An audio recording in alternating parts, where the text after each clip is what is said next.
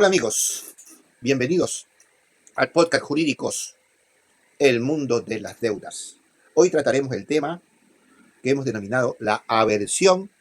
y repudio de los bancos ecuatorianos a los mecanismos concordatarios para el rescate a deudores desafortunados. Y partimos de una sana pregunta. Le preguntamos, ¿quieren saber si un deudor desafortunado se puede beneficiar de condonaciones parciales de sus deudas, aún en contra de la voluntad de sus acreedores dentro de un proceso concursal? Quédate y te lo explico de una manera breve y sencilla. La única forma que hoy en día los bancos ecuatorianos ayudan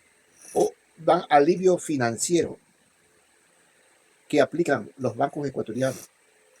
a sus deudores en crisis es mediante el truco de las clásicas refinanciaciones, que realmente apuntan a mejorar sus indicadores de morosidad, fingir como entidades benefactoras, ganar dinero con los nuevos intereses, capitalizar los intereses devengados y extender los plazos de los pagos que se reprograman, cuyas operaciones prácticamente no se negocian, sino que se imponen al deudor y se repiten una y otra vez, dando lugar a la presencia de las empresas zombies, que son muy comunes en nuestro país,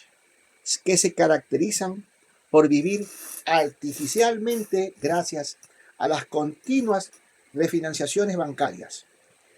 y colocadas en una especie de esclavitud financiera con los bancos, mientras por otra parte mantienen problemas de sobreendeudamiento crónico con proveedores y con problemas múltiples judiciales por precariedad laboral. Las refinanciaciones bancarias pueden ser muy útiles y constituir algún tipo de alivio para una empresa cuya crisis financiera se reduce a una transitoria y liquidez de flujo de caja. Pero cuando se trata de crisis financiera que compromete problemas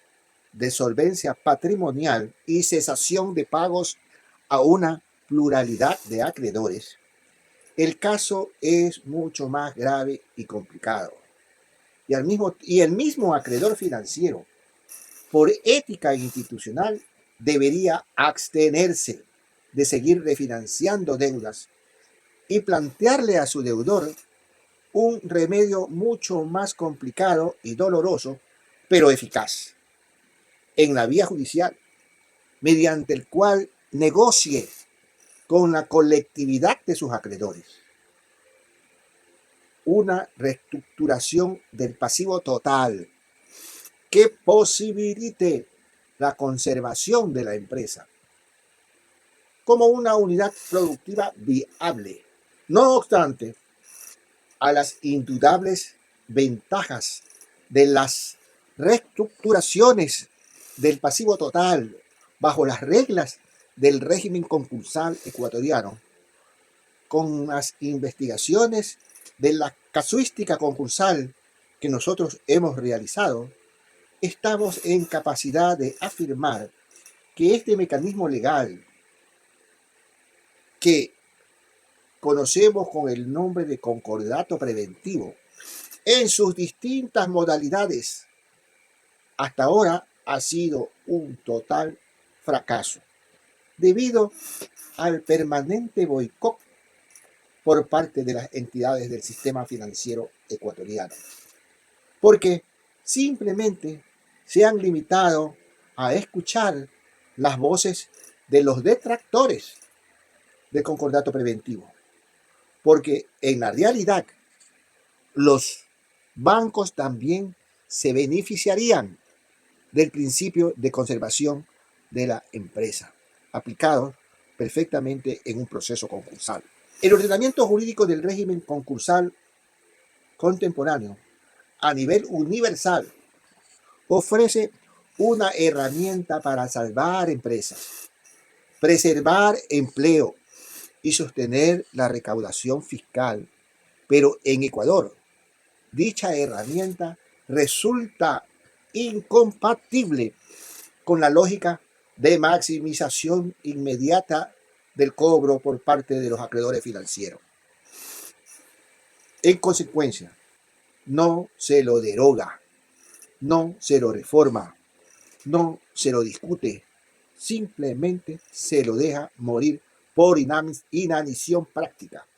como ocurrió con el concordato preventivo excepcional que se dictó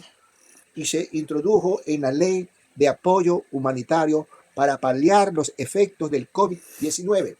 allá por los años 2020, mediante el cual el deudor en cesación de pagos, además de la moratoria implícita en las refinanciaciones,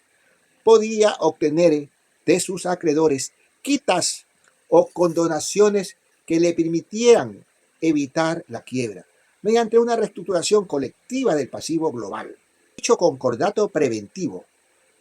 excepcional estuvo vigente por mandato de la misma ley solo por 3 años y fue abiertamente boicoteado por las entidades del sistema financiero ecuatoriano con la complicidad de las autoridades monetarias y las autoridades de la superintendencia de bancos, mediante campañas publicitarias que por una parte invisibilizaban la vigencia de este concordato preventivo excepcional y por otra parte promocionaban las ventajas y bondades, entre comillas, de las clásicas refinanciaciones, obteniéndose como resultado que durante los 3 años de vigencia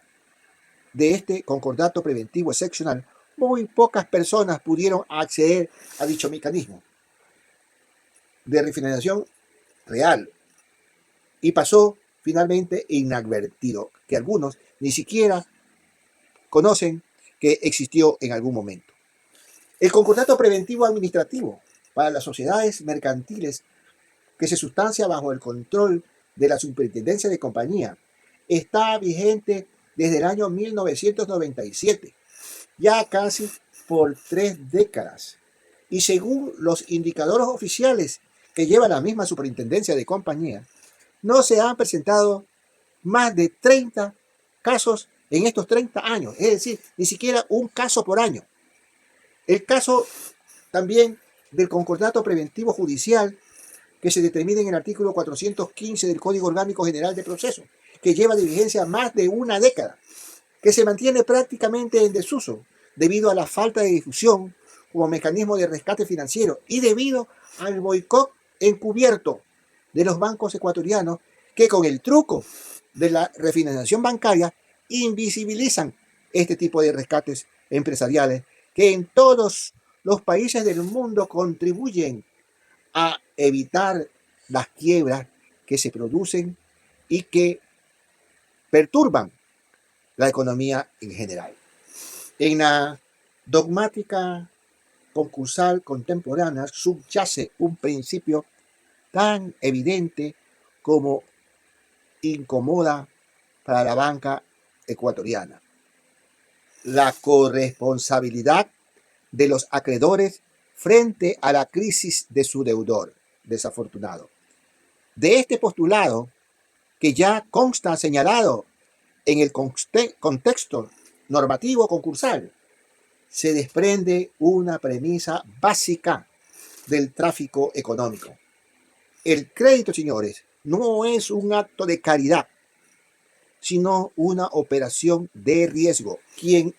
otorga financiamiento no solo participa de las utilidades del ciclo expansivo del deudor, sino que, en estricta lógica jurídica, debe asumir una cuota de responsabilidad en su fase recesiva o negativa.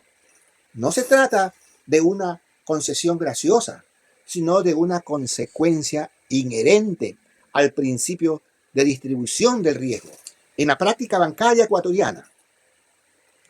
el acreedor financiero se comporta como un socio entusiasta en la prosperidad de su deudor, pero cambia en un ejecutor implacable en la adversidad. Acompaña al deudor en las buenas, capitalizando intereses, comisiones y utilidades. Pero en las malas no solo se retira, sino que precipita su caída mediante mecanismos de presión que aceleran la insolvencia en lugar de evitarla o de gestionar una recuperación. El derecho concursal moderno propugna la conservación de la empresa y la rehabilitación del deudor, que resulta incompatible con la práctica crediticia dominante en el Ecuador, que sigue orientada a la maximización inmediata del cobro, aún a costa de destruir a su deudor como un agente económico. Cuando la crisis no es del deudor empresarial ni el consumidor, sino del sistema financiero, la narrativa cambia radicalmente. Los mismos bancos que se niegan toda posibilidad de quitas o reestructuración real a favor del deudor invocan sin rubor la necesidad de estabilidad sistémica. Es entonces cuando los estados despliegan mecanismos de salvatajes, inyecciones de liquidez y garantías públicas para evitar el colapso bancario. Un ejemplo paradigmático de estas dinámicas, llevado al extremo histórico, pudo observarse en la crisis financiera que vivió el Ecuador a inicios de la década de los años 2000, que recordamos con tristeza como el gran feriado bancario, donde instituciones financieras consideradas demasiado grandes para quebrar fueron rescatadas con recursos públicos bajo el argumento de preservar el sistema. La ironía es tan evidente que roza en lo grotesco. El acreedor financiero, que exige el cumplimiento íntegro e inmediato de sus créditos frente a un deudor en crisis, que reclama también su derecho a ser rescatado para salvar su empresa, es el mismo que, en situación equivalente, reclama y obtiene indulgencia, reestructuración, salvataje y auxilio estatal. Nos encontramos así ante una asimetría normativa de facto. Desde una perspectiva de justicia material, esta disparidad resulta difícil de sostener. Si el sistema reconoce, como de hecho lo hace, que la quiebra de ciertos actores genera externalidades negativas que justifican sus rescates, entonces debería admitirse con igual coherencia que la destrucción masiva de deudores desafortunados, empresarios, negociadores, consumidores de crédito, también erosiona el tejido productivo, el empleo y la base tributaria. Es aquí donde cobra relevancia la noción del derecho a la rehabilitación del deudor desafortunado. Un principio que en otras jurisdicciones ha adquirido rango casi estructural dentro del derecho concursal. La idea es simple pero poderosa. El fracaso económico no debe traducirse en una condena perpetua, sino más bien en una oportunidad de reorganización y reintegración al circuito productivo. Ante la polémica surgida existente, generada por la evidente aversión y resistencia de los bancos ecuatorianos frente a los rescates financieros concursales, resulta necesario abrir el debate de manera pública sobre las posiciones de otros sectores de la comunidad nacional e internacional, que ya se han pronunciado algunos de ellos a favor y como también detractores de los rescates financieros estructurales que se encuentran vigentes, pero que en su aplicación debemos de aceptar que en Ecuador, hasta la presente fecha, han sido un rotundo fracaso. Al respecto de esta institución jurídica, el Fondo Monetario Internacional no solo que se ha pronunciado a favor de este tipo de herramientas legales para superar las crisis sistémicas, sino que, de acuerdo a su rol universal, se ha permitido recomendar su aplicación a los países que son partes del Fondo Monetario Internacional, emitiendo criterios muy favorables y como los que vamos a mencionar. Dice el Fondo Monetario Internacional que obligar a un empresario fracasado a rendir cuentas el resto de su vida puede ser más caro que perdonarle la parte que no hay esperanza de que devuelva. Porque si las deudas nunca caducan, los afectados nunca podrán montar un nuevo negocio. E incluso es probable que acabe refugiándose en la economía sumergida que a nadie conviene. Además, dice, la perspectiva de una condena económica tan larga puede desincentivar la iniciativa empresarial de estos deudores, advirtiéndose también que el sistema actual puede fomentar que quien quieran volver estos deudores a montar un negocio y recurran a testaferros o a la economía sumergida, elevándose los niveles de fraude. Dice el Fondo Monetario Internacional que en los países donde ya se han incorporado y funcionan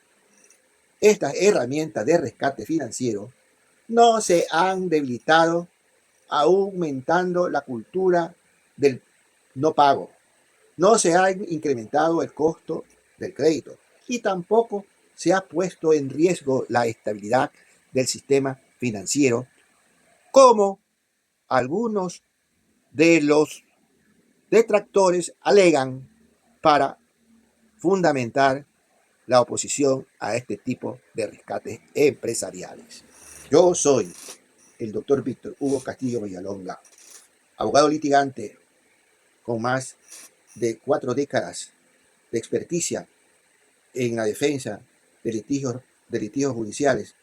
relacionados a las quiebras e insolvencia. Unas veces defendiendo a deudores desafortunados que por motivos ajenos a su voluntad no han podido pagar sus deudas. Y otras veces también defiendo y he defendido a acreedores, víctimas de deudores inescrupulosos que han ocultado y se han insolventado artificiosamente para perjudicar a sus acreedores. Muchas gracias.